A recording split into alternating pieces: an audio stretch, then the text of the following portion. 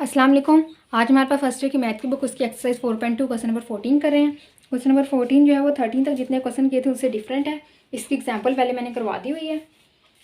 अब इधर देखिए ज़रा, हमारे पास पहले जो वेरिएबल थे वो बेस में थे, पावर में जो थी वो कांस्टेंट टर्म होती थी, लेकिन अब उलट हो गया, पावर में वेरिएबल और बेस में कांस्टेंट टर्म आ गई है। यहाँ पे ये जो डॉट लगे हैं इसका मतलब पॉइंट नहीं है, डेसिमल पॉइंट नहीं है, इसका मतलब मल्टीप्लाई है कि 4 टू की पावर 2x+1 से मल्टीप्लाई हो रहा है। हमारे पास होता था कि अगर बेस सेम होती थी तो हम पावर्स को ऐड कर देते थे। अब उसको उलट करेंगे, पावर्स ऐड हो रही हैं और तो हम उनको उनकी बेस जो है वो अलग अलग कर देंगे। ये हमारे पास है 4 डॉट मतलब मल्टीप्लाई 2 की पावर 2x डॉट मतलब मल्टीप्लाई 2 की पावर x। ये दोनों 2x+1 ऐड हो रहे थे, हमने उसे ऐसे अलग लिख दिया, 2 के ऊपर पावर 2x लिख दी और फिर 2 के ऊपर पावर 1 लिख दी।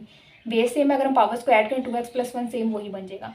-9 डॉट 2 की पावर x+1 इक्वल 0। 2 की पावर 1 मतलब 2 ही होगा तो 1 लिखने की ज़रूरत नहीं है। अब ये 2 4 ज़ा 8 कर सकते हैं ना, क्योंकि इसकी दोनों के ऊपर पावर नहीं है, तो ये आ जाएगा 8 डॉट 2 की पावर 2x -9 डॉट 2 की पावर x+1 इक्वल 0। अब हमने लेट करना है, यहाँ 2 की पावर x है, यहाँ 2 की पावर 2x है, तो हम लेट करेंगे इस चीज़ को, इसे 1 कह दें।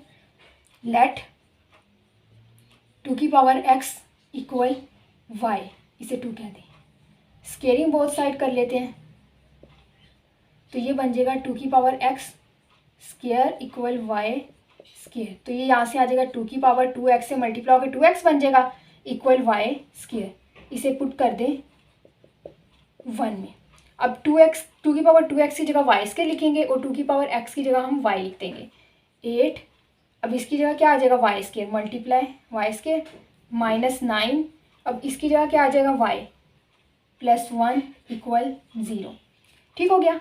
8 1 ज़ा 8, 8 के फैक्टर हमने बनाने के 9 बने, 8 1 ज़ा 8, 8 में 1 ऐड किया तो 9 बन जाता है। अब 8 वाई स्केयर -9 की जगह लिख देंगे 8+1 y+1 इक्वल 0। y को अंदर मल्टीप्लाई करेंगे और इस माइनस पे से इनके साइन भी चेंज हो गए। 8 Y square -8y -y+1 equal 0।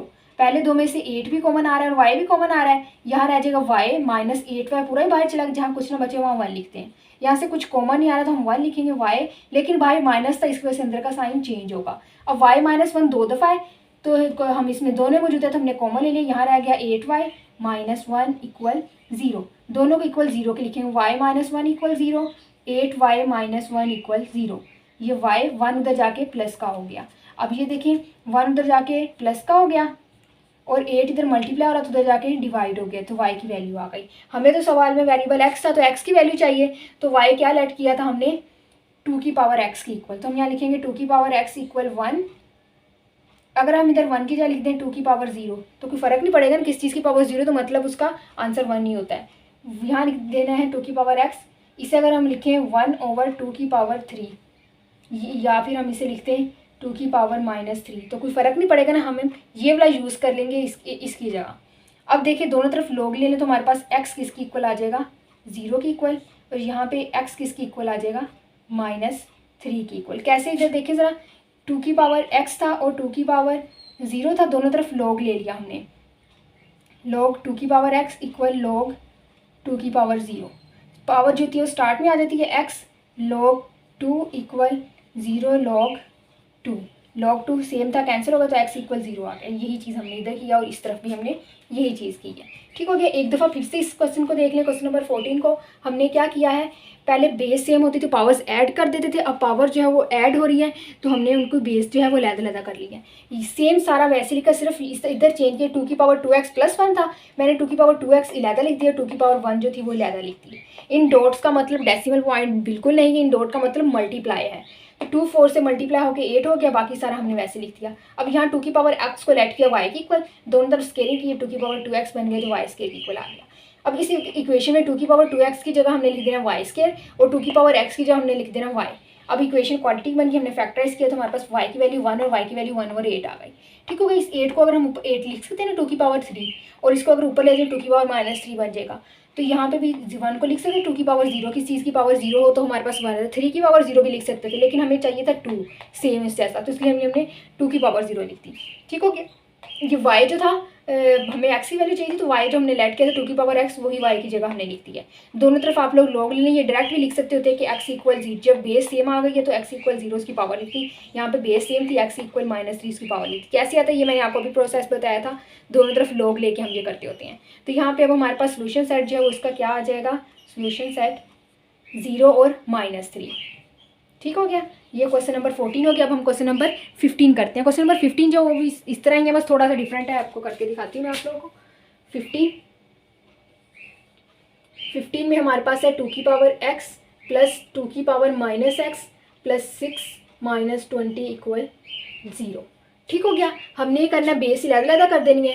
2 की पावर x प्लस इसमें बेस अलग-अलग होगी, 2 की पावर -x और 2 की पावर 6 -20 इक्वल 0। ये 2 की पावर x तो वैसे ही रह गया, प्लस पहले इसे देखें 2 की पावर 6 हमारे पास क्या होती है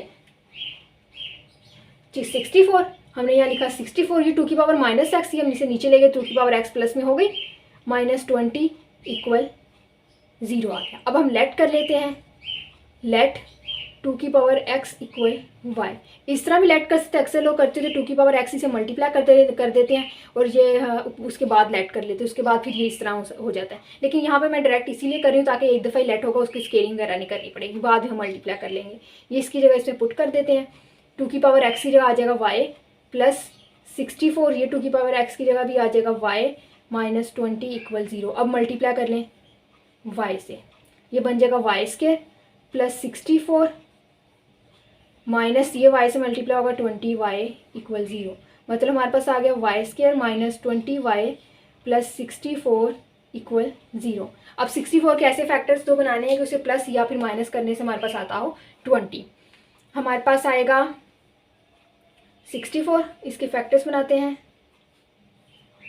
2 3 ज़ा 6, 2 2 ज़ा 4, 2 1 ज़ा 2, 2 6 ज़ा 12, 2 8 ज़ा 16, 2 4 ज़ा 8, 2 2 ज़ा 2 1 ज़ा। अब इससे हमने बनाना है 20, 2 2 ज़ा 4, 4 2 ज़ा 8, 8 2 ज़ा 16, 2 2 ज़ा 4, 16 प्लस 4 हमारे पास 20 बन जाता है। तो हम लिखेंगे y² प्लस, सॉरी यहाँ माइनस है, -16 प्लस 4y प्लस 64 इक्वल 0। इसे अंदर मल्टीप्लाई कर देंगे, y² -16y -4y equal 64, sorry plus है यहाँ पे, प्लस 64 इक्वल 0। पहले दो में से y कॉमन आ गया, यहाँ रह गया y -16, इन दोनों में से -4 कॉमन आ गया तो y -16 इक्वल 0। y -16 कॉमन ले लिया हमने, यहाँ रह गया y और यहाँ रह गया -4 इक्वल 0। हमारे पास फैक्टर बन गया y -16 और y -4, दोनों इक्वल 0 के रखेंगे, y -16 इक्वल 0, y -4 इक्वल 0। ये उधर जाएगा तो हमारे पास बन जाएगा y इक्वल 16 और ये बन जाएगा y इक्वल 4। ठीक हो गया, y की जगह क्या ऐड किया था 2 की पावर x, हमने 2 की पावर x लिख दी। 16 को लिख सकते 2 की पावर 4, यहाँ में लिख दिया 2 की पावर x, और 4 को लिख सकते 2 की पावर 2। बेस सेम है तो x इक्वल 4 आ गया, और यहाँ पे बेस सेम है तो x इक्वल 2 आ गया। तो सोल्यूशन सेट हमारे पास क्या आ गया 2 और 4। ये क्वेश्चन नंबर जो है 15 भी हमने सेम क्वेश्चन नंबर 14 की तरह ही कर लिया है, सिंपल, इसमें कोई भी मुश्किल चीज़ नहीं है। हमने क्या किया, पहले सेम वैसे लिखे, सिर्फ इसमें जो था वो बेस जो थी उनको 2 टाइम लिखते हैं, मतलब पावर्स को अलग कर दिया, x की पावर -2 की पावर -x और 2 की पावर 6।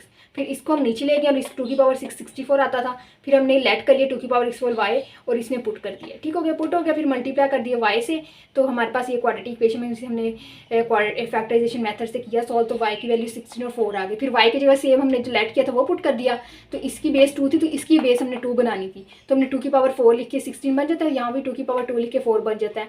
तो बेस सेम थी तो जो पावर्स थी वो हमारे पास आंसर आ गया, वो इक्वल हो गई। तो सोल्यूशन सेट में हमारे पास 2 और 4 आ गया। ठीक हो गया, ये क्वेश्चन नंबर 14 और 15 हो गया। आगे 16 जो उससे ऑनवर्ड है वो नेक्स्ट लेक्चर में करेंगे, तब तक के लिए अल्लाह हाफिज़।